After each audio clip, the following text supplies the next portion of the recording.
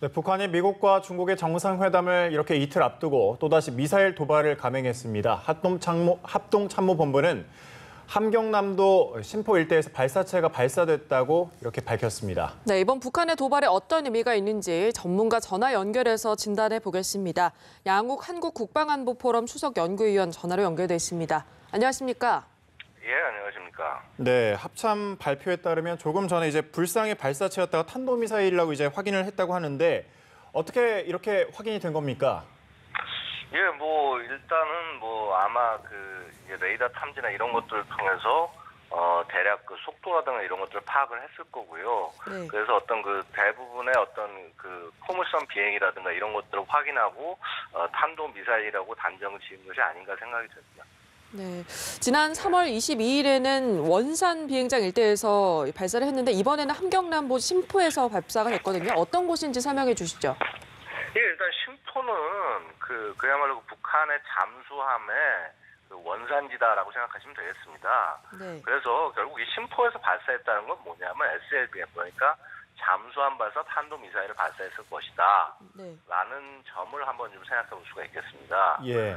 그래서 결국은 뭔가 새로운 잠수함 발사 탄도미사일을 쐈거나 혹은 기존의 것을 성능을 개량한 것을 발사했을 가능성이 두 가지를 모두 다 생각해 볼 수 있는데 아마 생각이 제가 하나 나는 것은 네. 올 2월에 북한이 최초로 발사한 미사일 있지 않습니까? 북극성 2형이요. 네. 이제 북극성 2형 같은 경우는 보면은 사거리가 이제 상당히 이제 조금 연장이 된 걸로 생각이 됩니다. 기존의 네. SLBM에 비해서. 그래서 이 북극성 2형을 잠수하면서 발사했을 가능성에 대해서도 한번 좀 생각해 봐야 될 것 같습니다. 예. 네, 북극성 2형의 경우에는 500km를 비행하지 않았습니까? 근데 이번에는 비행 거리가 60여 킬로미터로 지금 예상이 되고 있는데 이건 어떻게 봐야 됩니까? 일단은 이 부분도 조금 더 이제 지켜봐야 되는 거지요. 네.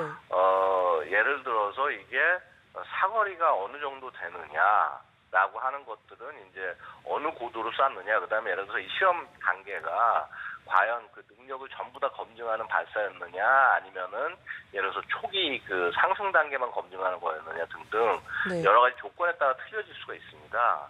그래서 이 발사의 성격은 예를 들어서 고도가 얼마였느냐, 그다음에 예를 들어서 몇 초를 비행했느냐, 이러한 데이터가 좀 있어야지 파악이 될 것 같습니다. 예, 계속해서 이제 좀 확인이 필요한 부분인 것 같은데 북한이 이렇게 계속해서 미사일 도발을 하는 이유는 어떻게 생각하시나요? 자, 일단은 미중 정상회담 바로 앞에 쐈습니다. 예. 그래서 상당히 좀 대담한 행동이죠. 한마디로 미국과 중국이 어떤 그렇죠. 행동을 취하더라도 자신들은 미사일 개발 계속하겠다, 핵 개발 계속하겠다는 의미가 될 수가 있고요. 그 다음에 이제 또 하나의 가능성이 이제 이번 발사의 성격을 좀 검증을 하긴 해야겠으나, 만약에 이게 어떤 정상적인 발사, 그 다음에 이 발사를 뭔가 북한이 기념할 수 있는 이 노동신문에 낼 수 있을 정도의 성과를 얻었다라고 한다면은 이거는 6차 핵실험의 전주다, 이렇게 생각할 수가 있습니다. 네. 지난번 같은 경우에도 보면은 8월에 SLBM 발사가 있지 않았습니까? 그러고 이제 얼마 안 있다가 이제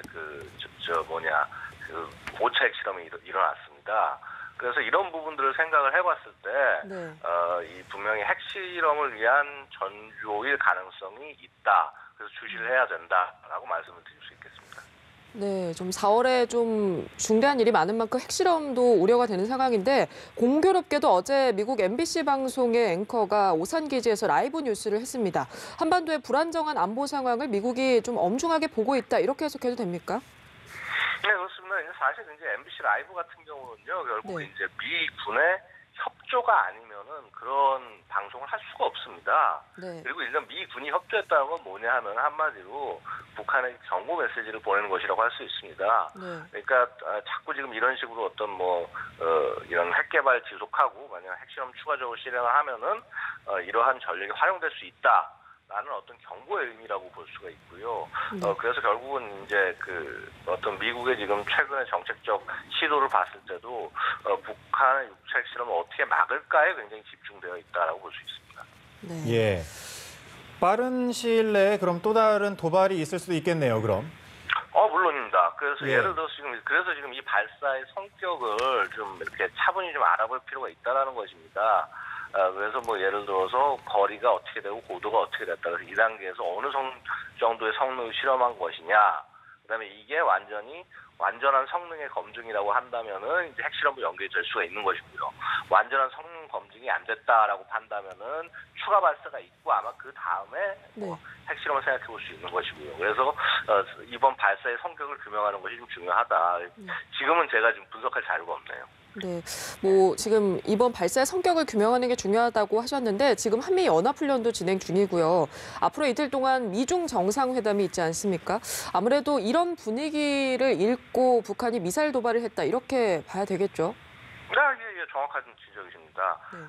뭐 일단은 지금 이 시기 자체가 4월이라는 시기에 잔뜩 긴장이 되어 있는 상황. 아까 뭐 지적하셨듯이 심지어는 MBC에서 다 와서 마치 전쟁을 눈앞에 둔 것 같은 그러한 보도를 한 상황에서 지금 이러한 발사를 했다라고 하는 것 네. 절대 뒤로 밀리지 않겠다라는 북한의 어떤 그런 모습을 볼 수가 있고요.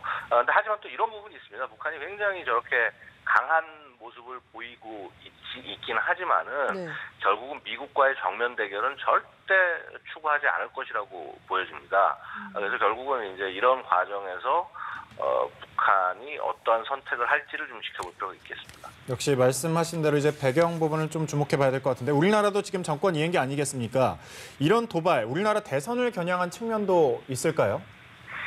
뭐 대선을 겨냥한 측면은 아마 지금 북한 입장에서는 대선을 생각할 만큼의 그런 여유가 있지는 않을 것입니다. 이제 보통 북한이 뭔가를 할 때는 이렇게 대남 메시지, 그 다음에 대외, 그러니까 국제사회를 향한 메시지, 그 다음에 대내 메시지, 그러니까 북한 내부를 향한 메시지 이런 것들을 나눠볼 수가 있는데. 네. 지금 대남 메시지란 차원에서 북한이 뭐 예를 들어서 대선 전에는 뭐 커다란 움직임이 없을 것이다라고 주장하는 분들도 계십니다만은 네. 지금 북한 입장이 뭐 이렇게 우리의 대선 사정을 지켜보고 뭐 그럴 만큼 넉넉하지는 않다. 되려 대선 이전에 뭐 핵실험 같은 것들을 통해서 북한이 이제 핵무장 다 했다라는 사실을 기정사실화 시켜놓고 그다음에 이제 남북 관계를 접근하게 할 가능성 충분히 있다고 봅니다. 예, 네. 알겠습니다. 양옥 한국국방안보포럼 수석연구위원과 전화 연결해봤습니다. 고맙습니다. 감사합니다.